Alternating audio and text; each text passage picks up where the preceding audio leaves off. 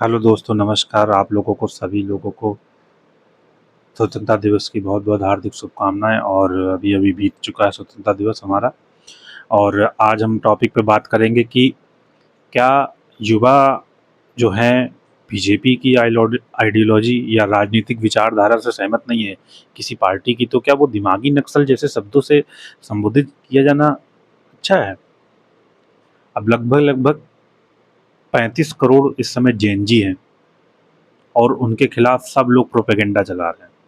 खासतौर पे BJP IT cell तो बहुत ज़्यादा। कंगना रनौत उनको कटर छाप उनको बोल रही हैं, ठीक है, दिमागी कीड़ा बोल रही हैं। और दूसरे को जब बाबर की औलादे बोला जा रहा है, अब तो दिमागी नक्सल भी बोला जा रहा है। मतलब हम तुम्हारी आइडियोलॉजी से सहमत नहीं है तो हम दिमागी नक्सली हो गए। ये गलत चीज़ है, ये बदलनी पड़ेगी सोच आप लोगों को। तो मैं इसी पे बात कर रहा था आज। तो अभी हम लोग आगे बात करते हैं, लेकिन इस मुद्दे को समझने से पहले एक बात बिल्कुल स्पष्ट कर देता हूँ मैं आपको कि किसी राजनीतिक पार्टी की आलोचना करना लोकतंत्र का हिस्सा है, लेकिन किसी पार्टी हर समर्थक को कट्टरपंथी कहना भी सही नहीं है। इसी तरह सरकार की आलोचना करने वाला हर व्यक्ति नक्सली कहना सही नहीं है। ये तो वैसे ही हो गया जैसे आप किसी को आप जैसे ना जो था हिटलर था, जो उसका विरोध करता था भाई वो उसको देश विरोधी बता देता था। ये तो वैसे ही हो गया ना, बिल्कुल उसको बिल्कुल वैसे ही देश विरोधी बता देता था।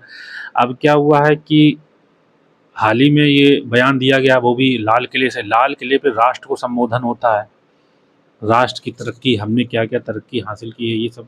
अब उसमें राजनीतिक बयान मेरे ख़्याल से कभी जल्दी मनमोहन सिंह रहे, उन्होंने कभी राजनीतिक बयान नहीं दिया था लाल किले से। अपनी उपलब्धियाँ या सरकार को कुछ नया दिया हमेशा।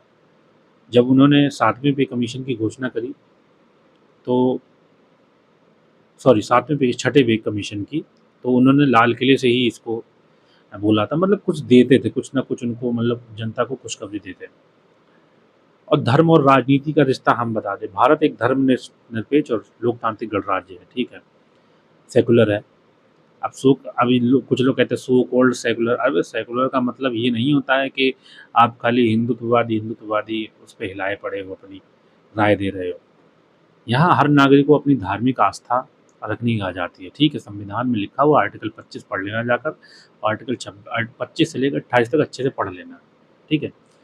लेकिन जब चुनावी राजनीति में धर्म, मंदिर, धार्मिक पहचान और बहुसंख्यक, अल्पसंख्यक जैसे मुद्दों लगातार राजनीतिक बहस के केंद्र में आते हैं तो सवाल उठना स्वाभाविक है, ठीक है।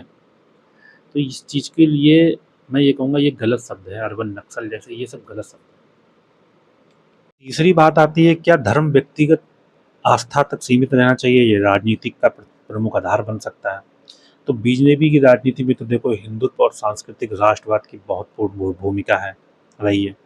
और बीजेपी के समर्थक इसे भारत की संस्कृति और सभ्यता के पहचान से जोड़ देते हैं। आजकल ये नए टाइप का राष्ट्रवाद है। अगर आप बीजेपी समर्थक नहीं है तो आप नक्सलवादी, नस्लवादी, आतंकवादी, जातकवादी सब कुछ हो जाएंगे, धर्म विरोधी हो जाएंगे। अगर बीजेपी, तो बीजेपी भाई सनातन धर्म नहीं है, अभी भी बता रहा हूँ, ठीक है। अगर वो ऐसे धार्मिक होती, भाई साहब इतने गाय के स्लॉटर हाउस चल रहे हैं, इतनी गाय काटी, मांस उत्पादक में दूसरे नंबर का सबसे बड़ा देश है अपना।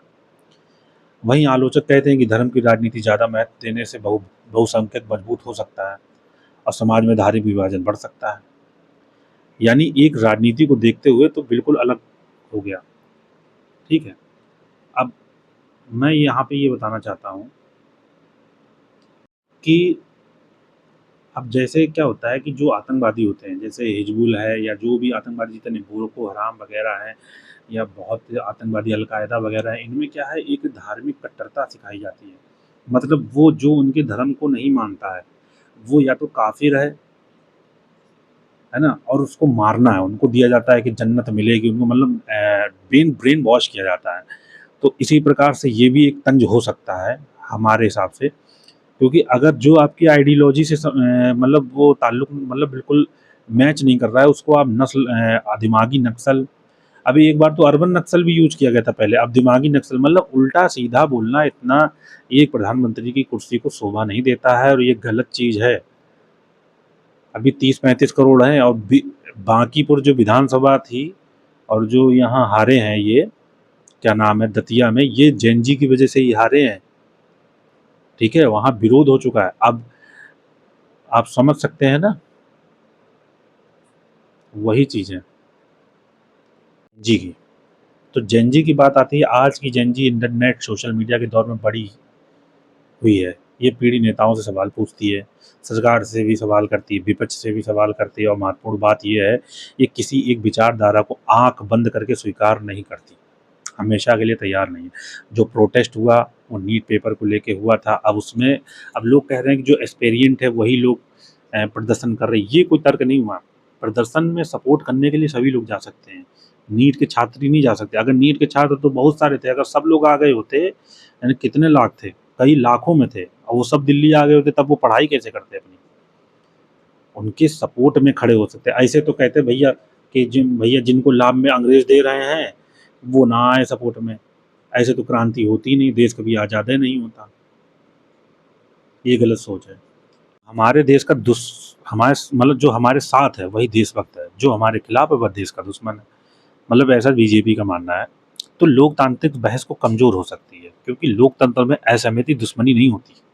दिमागी नक्सल विवाद 15 अगस्त को, जब 15 अगस्त 2026 को प्रधानमंत्री मोदी ने लाल किले से जब ये भाषण दिया, तो दिमागी नक्सल शब्द का चर्चा का विषय तो बन गया, लेकिन सरकार ने इसका तरफ से अपनी तरफ से स्पष्ट कहा कि इसका मतलब हर विपक्षी नेता या सरकार के आलोचकों से नहीं है, बल्कि नक्सली माओवादी विचारधारा और उससे जुड़े वैचारिक समर्थन के संदर्भ। लेकिन आजकल जो इनका विरोध कर रहा है उसको तंज यही था। ये बोल बनते तो बहुत भोले हैं, लेकिन हैं ऐसे ही। कि इंस्टाग्राम के ऊपर एक पेज भी बन चुका है दिमागी नक्सल का, तो उस पे लगभग लगभग 500 कुछ के, मतलब आधा मिलियन लमसम लमसम होने वाले हैं। क्या नाम है, सब्सक्राइबर होने वाले हैं, लगभग 5 लाख के ऊपर हो चुके हैं। तो आप सोचिए मतलब जब सीजीआई ने बयान दिया था काकरोच उनको कहा था युवाओं को, तो फिर काकरोच जनता पार्टी बन गई थी, और उसने क्या कर दिया, बजा दी पूरी, कायदे से इस्तीफा तक ले लिया एक मंत्री का इनके। और अब तो दिमागी नक्सल बना है, तो पता नहीं किसका इस्तीफा लेके मानेंगे। तो आप अपनी भाषा पे कंट्रोल रखिए, किसी को कुछ ना बोलिए उल्टा सीधा। तो माननीय प्रधानमंत्री को अपने शब्दों पे कंट्रोल रखना चाहिए, और वो एक अच्छे लीडर हैं, बहुत बढ़िया लीडर है, और उनको ऐसे बयान नहीं देने चाहिए। ठीक है, आपके साथ तो वैसे ही 80% हिंदू हैं, तो आपको क्या चिंता है। ठीक है, ऐसे बयान देने से बचे और अपने काम गिनाएं कि हमारी उपलब्धियां क्या है, हमने काम क्या किया है। जो लाल किला है वो राष्ट्र का प्रतीक है, समझ लीजिए। वहाँ से लोग इसीलिए भाषण होता है, वहाँ से हर हमेशा लाल किले की प्राचीर से हर स्वतंत्रता दिवस पे इसीलिए प्रोग्राम मनाया जाता है, क्योंकि वहाँ से लोग लोगों को सुनते हैं, आपको सुनते हैं। प्रधानमंत्री का पद जो होता है, जो भी प्रधानमंत्री बनेगा भविष्य में या कभी भी या पहले जो रहे, उन्होंने राजनीतिक बयान बहुत कम दिए होंगे, हम ये नहीं कह रहे हैं, लेकिन अब वो गए। कहने का मतलब यार, जो पहले जैसा था हम उसको वैसे थोड़ी ना करते, वो थे, अब हम हैं, हमको बदलना है। आप ऐसे बयान देने से बचिए, आपकी गरिमा को ठेस और मैं यहाँ पे किसी को अंधभक्त नहीं बोलूँगा। अंधभक्त देखो, किसी को आइडियोलॉजी को, अब भाई ऐसे तो भाई मतलब सरकार की नीतियों का विरोध करना, तो वो भी एक टाइप का अंधभक्ति तो हो गई भाई साहब। तो अंधभक्त नहीं कहेंगे, हाँ तर्क वितर्क हो सकता है इसमें।